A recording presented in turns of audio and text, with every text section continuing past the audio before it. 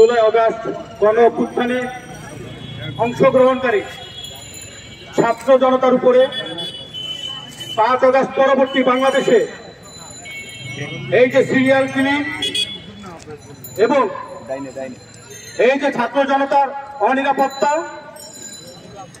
এই অনিরাপত্তাকে কেন্দ্র করে আজকে বাংলাদেশ জাতীয় ছাত্র সমাজের বিভিন্ন স্তরের নেতৃবৃন্দ এই রাজু ভাস্কর্যের পাদদেশে এসে দাঁড়িয়েছেন। আপনাদের সকলকে এবং আমার সম্মুখে উপস্থিত সকল সাংবাদিক বৃন্দকে বাংলাদেশ জাতীয় ছাত্র সমাজের পক্ষ থেকে সংগ্রামী শুভেচ্ছা জানিয়ে আমি আমার সংক্ষিপ্ত বক্তব্য শুরু করছি। সংগ্রামী নেতৃবৃন্দ, 5 আগস্টের আগে আমরা একটি বৈষম্যহীন সমাজ বিনির্মাণের লক্ষ্যে আমরা কয়েক মাসের লাগাতার আন্দোলনের মাধ্যমে 5 আগস্টে এই স্বৈরাচারকে বাংলাদেশের মাটি থেকে বিতাড়িত করার মাধ্যমে এই বাংলাদেশকে কলঙ্ক মুক্ত করতে পেরেছি।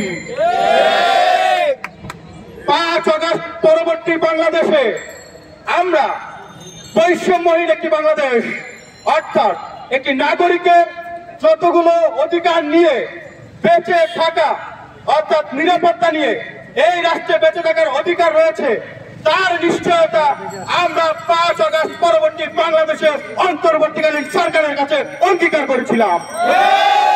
কিন্তু দুর্ভাগ্যজনক হলেও সত্য, আজকে কয়েক মাস পেরিয়ে গেলেও এই যে 2024 সালের যে গণ অভ্যুত্থান, এই গণ অভ্যুত্থানের সম্মুখ সারির যোদ্ধাদের রক্তের বিনিময়ে যারা আজকে ক্ষমতার মশলে বসেছেন, তাদেরকে দেখি এখন এই 24 পরবর্তী বাংলাদেশে এসে আমাদের সেই ভাইদেরকে রক্ত দিয়ে যেতে হচ্ছে, গুপ্ত হত্যার শিকার হতে হচ্ছে, টার্গেট করে করে বেসরকারি বিশ্ববিদ্যালয়ের যোদ্ধাদেরকে বিভিন্ন জায়গায় হত্যাকাণ্ডের শিকার হতে হচ্ছে।